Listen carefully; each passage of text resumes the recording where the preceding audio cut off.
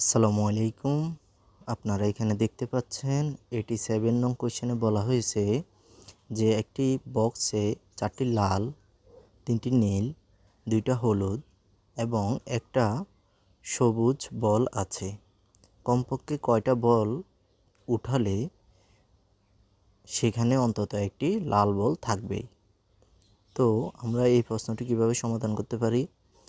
দেখুন, এখানে মোট লাল বল আছে 4টি। লাল ছাড়া মোট বল কয়টি আছে?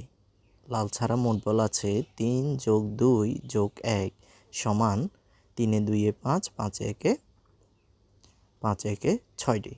6টি বল আছে, ঠিক আছে?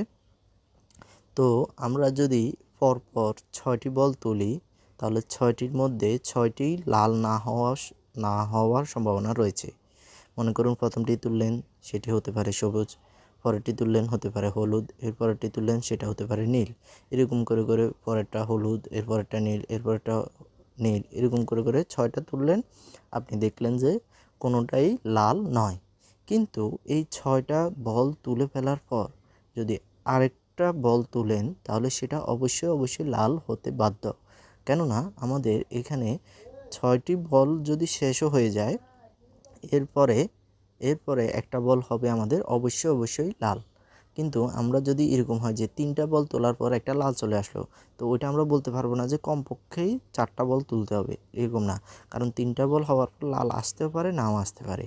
কিন্তু মোট 6টি বল তোলার পর ওই 6টি যদি উঠে যায়, এরপরটা অবশ্যই কী হবে? লাল হবে।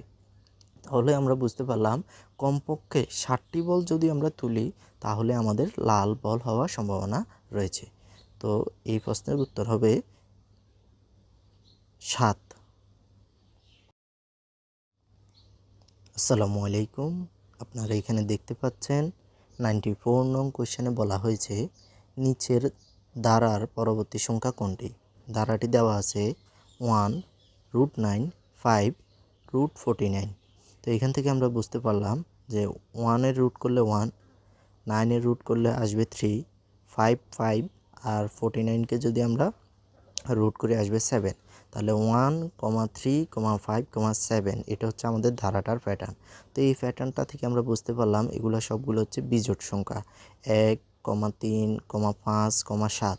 এরপরে বিজোড় সংখ্যাটি কত হবে? অবশ্যই 9 হবে। তাহলে আমাদের উত্তর হচ্ছে 9। একদম সহজ।